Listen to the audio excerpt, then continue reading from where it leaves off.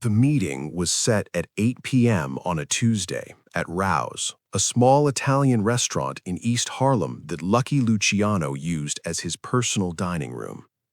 Bumpy Johnson arrived exactly on time, alone, wearing a charcoal gray suit and his trademark fedora.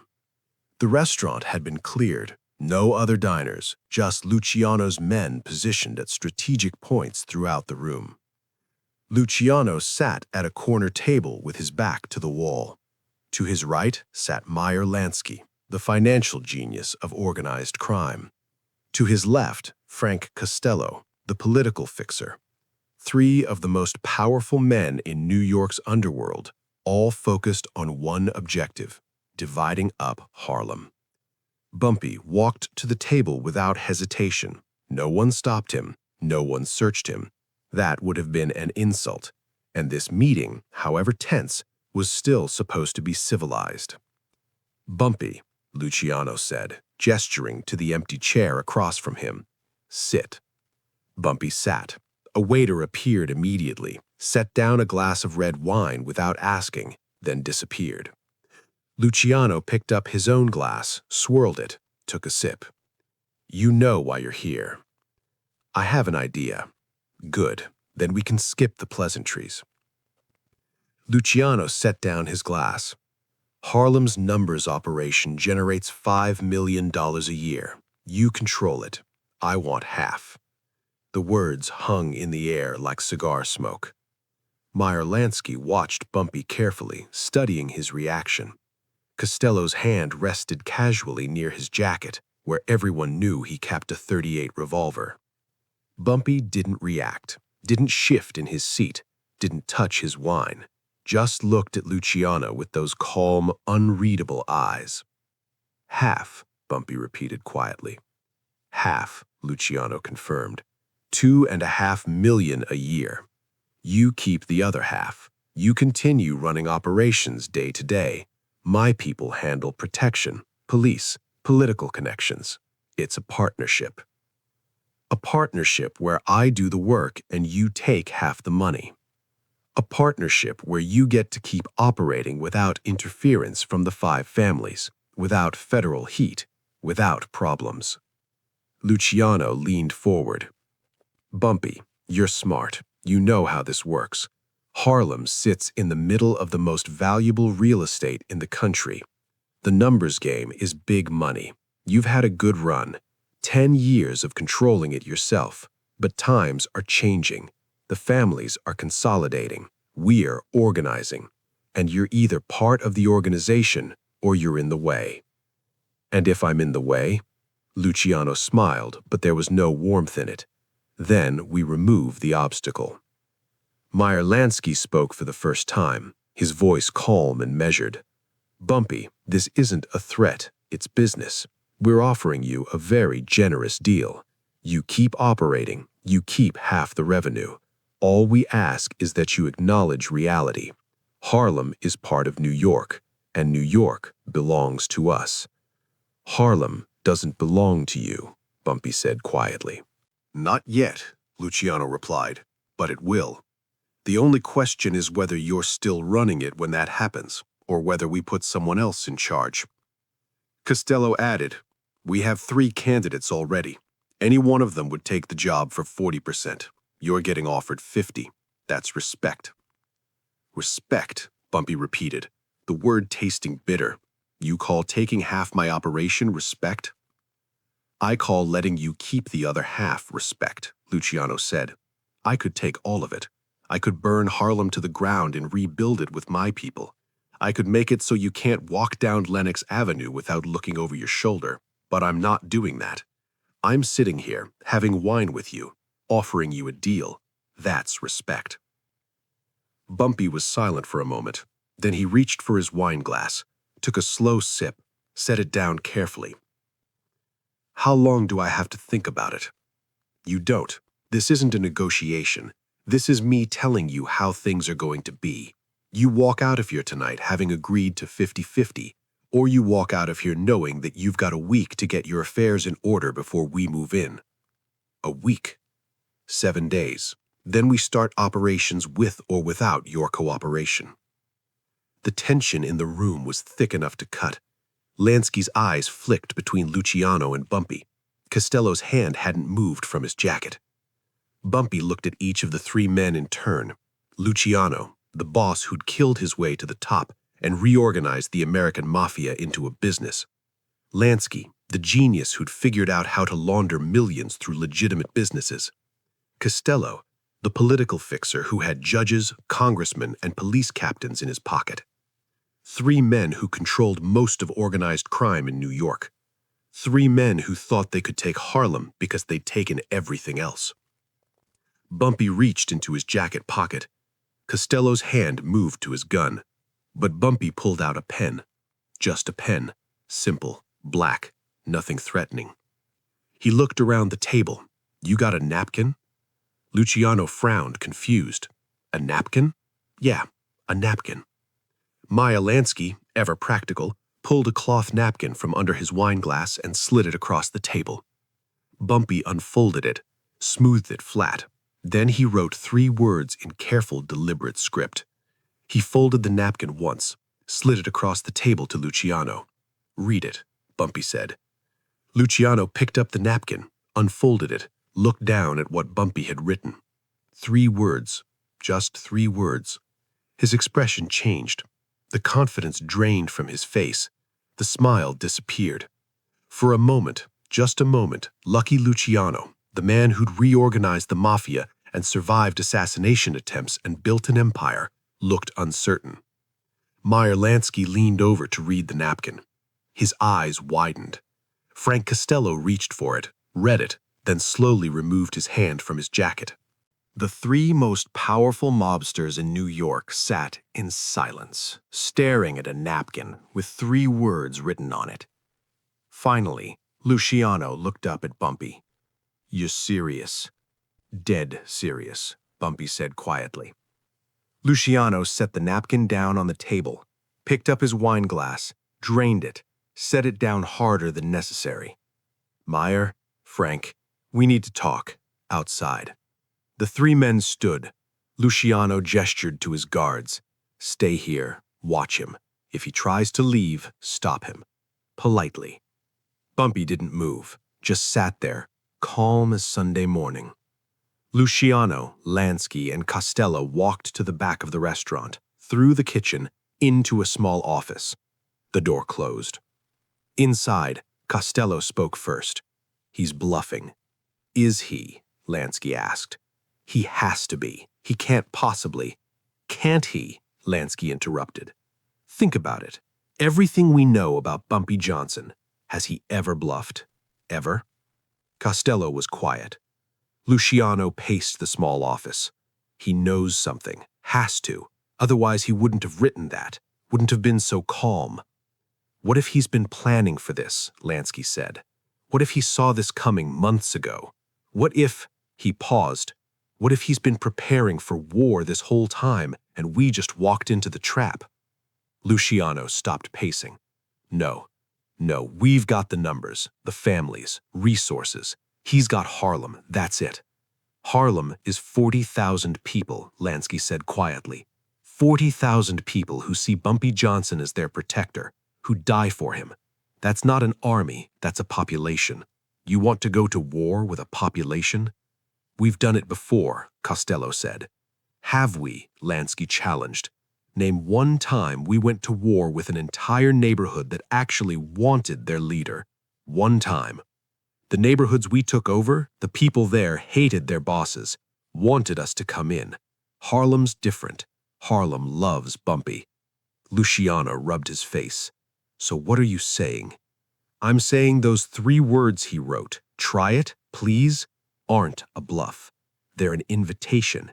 He wants us to try, because he's already prepared for it, and he thinks he'll win." "He can't win," Costello insisted. "Then why did he smile when he wrote it? Did you see his face? He wasn't scared. He wasn't nervous. He was calm, like a man who's already played out every scenario and knows exactly what happens next." Luciano was quiet for a long moment. "How much would a war cost us?" he finally asked. Lansky pulled out a small notebook, the one he always carried, where he kept running calculations of the organization's finances. Manpower. We'd need 50 men minimum. Good men. That's 50 salaries, 50 families to take care of if things go wrong. Equipment, weapons, vehicles, safe houses. Figure 200,000 upfront. Then there's the political cost. We go to war in Harlem, that's newspapers, federal attention, heat on all our operations. We'd have to shut down half our businesses until it blows over. Lost revenue, maybe $2 million the first month alone. Then there's the wild card. What wild card? Bumpy's connections. He's got politicians, judges, cops. Not as many as us, but enough. And his are loyal in a way ours aren't. Ours are bought. His are believers. If we move on Harlem, some of our own people might sit it out, might even flip. Nobody wants to be on the wrong side of a race war in New York in 1948. The optics alone could destroy us. Luciano absorbed this. And if we don't move on Harlem? We keep making money everywhere else. Harlem stays independent. Bumpy keeps his operation. We negotiate terms on the borders, make sure there's no overlap. Everybody profits. But we look weak, said Costello. To who? Lansky challenged. The families know Bumpy's different. They know Harlem's different. Nobody's going to think less of us for not starting a war we might not win. Luciano walked to the small window, looked out at the alley behind the restaurant. When he'd killed Joe Masseria in 1931, when he'd reorganized the mafia, when he'd built this empire, it was all based on one principle: be smart, not tough. Violence when necessary, but never when it was stupid. And going to war with Bumpy Johnson over Harlem, that might be the stupidest thing he could do. What's the compromise? He asked quietly. Lansky closed his notebook. We don't take 50%. We don't take anything from Harlem proper, but we negotiate coordination. When our operations and his operations overlap, the docks, the edges of territory, we work together instead of fighting. He gives us a heads up on federal movements in Harlem. We give him the same for our territories. It's not partnership, it's mutual respect. That's not what I came here to get, Luciano said. No, Lansky agreed, but it might be the smartest thing you leave with. 5 minutes later, the three men returned to the dining room. Bumpy hadn't moved, still sitting, still calm. Luciano sat down across from him. I've reconsidered, have you? The 50% demand. I'm withdrawing it. Bumpy's expression didn't change. Why? Because Meyer here did the math. A war with you costs more than it's worth, and I didn't get where I am by making bad business decisions. So what do you want? Coordination, not control. When your operations and mine overlap, we talk. We make sure we're not stepping on each other. We share information about federal movements, police raids, anything that affects both of us. But Harlem stays yours. I don't take a percentage. I don't put my people in your territory. You run it your way. Bumpy was silent for a moment. And in exchange, you extend the same courtesy to my territories. And if someone tries to play us against each other, we communicate first before assuming the worst. That's it? That's it. Bumpy reached for his wine glass, took a sip, set it down. That's reasonable. Luciano extended his hand across the table. Bumpy shook it. One more thing, Luciano said. Those 3 words, try it, please. You really would have welcomed a war? Yes, Bumpy said simply. Why? Because I've been preparing for one since the day I took over Harlem. Every contingency, every scenario, every possible move you could make. I know exactly how a war would go, and I know I'd win. You sound certain. I am certain. You have soldiers. I have a neighborhood. Your people fight for money. Mine fight for home. That's not a war. That's a slaughter. Yours. Meyer Lansky, who'd been quiet, finally spoke. You're not bluffing. No, I'm not. I genuinely hoped you'd try to take Harlem, because crushing the 5 families in my territory would have sent a message that would have lasted 50 years. Harlem doesn't bow. Ever. Luciano stared at him for a long moment, then laughed. Not a nervous laugh, a genuine one. You know what, Bumpy? I'm glad we didn't go to war. Because you're either the smartest man I've ever met or the craziest. And either way, I don't want to find out which. Both, Bumpy said. I'm both. He stood, straightened his jacket, picked up his fedora. Thank you for the wine. It was excellent. And then Bumpy Johnson walked out of Rayo's restaurant, leaving behind Lucky Luciano, Meyer Lansky, and Frank Costello sitting at a table with a napkin that had been written on 3 words. 3 words that had ended a negotiation before it began. 3 words that had prevented a war. 3 words that had proven something every mobster in New York would remember for the rest of their lives. You don't make demands of Bumpy Johnson. You make offers, and you hope he accepts. The story of that meeting spread through the underworld within days. The details varied depending on who was telling it. Some said Bumpy pulled a gun. Others claimed he had 50 men waiting outside. A few claimed he'd threatened Luciano's family. But the people who were actually there, Luciano, Lansky, Costello, they knew the truth. Bumpy Johnson had done something more impressive than threats or violence. He'd written 3 words on a napkin that made Luciano realize he'd made a miscalculation. And in the world of organized crime, where reputation was everything, where showing weakness meant death, Lucky Luciano had done something almost unprecedented. He'd backed down. Not because he was forced to, but because he was smart enough to recognize when he was outmatched. Years later, in 1962, Lucky Luciano was in exile in Italy. He gave an interview to a journalist about his time running the American mafia. The journalist asked, "What was your biggest regret?" Luciano thought for a moment, then said, "I once tried to take 50% of Harlem from a man named Bumpy Johnson. My regret isn't that I failed. My regret is that I tried in the first place. Because in trying, I showed him that I didn't understand what Harlem was. And that's the kind of mistake that costs you respect. I was lucky he was generous enough to let me walk away with mine intact." "What did he say that changed your mind?" Luciano smiled. 3 words. He wrote them on a napkin. And in those 3 words, I saw the truth. He'd been waiting for me to make that demand, hoping for it, because he wanted the excuse to go to war. And a man who wants war that badly is a man who's already won it. What were the 3 words? "Try it, please." The journalist wrote it down, then looked up. "That's it? That's what scared you off?" "Scared?" Luciano shook his head. "I wasn't scared. There's a difference. Fear makes you run. Intelligence makes you reconsider. And intelligence told me that Bumpy Johnson saying please, inviting me to try, meant he'd already thought through every move, every counter-move, every possible outcome, and he liked his chances. When a man is that calm in the face of overwhelming power, it means he has something you don't see, and I wasn't about to find out what that was. The journalist asked one final question. "Do you think you could have won?"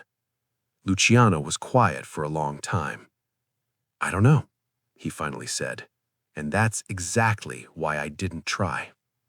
Bumpy Johnson never spoke publicly about that meeting, but people close to him said he kept that napkin, framed it, hung it in his office at Small's Paradise, and whenever someone asked him about it, about those 3 words, he'd smile and say the same thing. Sometimes the best fight is the one you prevent. But to prevent it, the other side has to believe you'd win it. And the only way they believe that is if you actually would. Would you have won? Yes, but I'm glad Luciano was smart enough that we never had to find out. Because war, even when you win, costs something, and Harlem had already paid enough. The napkin stayed on that wall until Bumpy's death in 1968.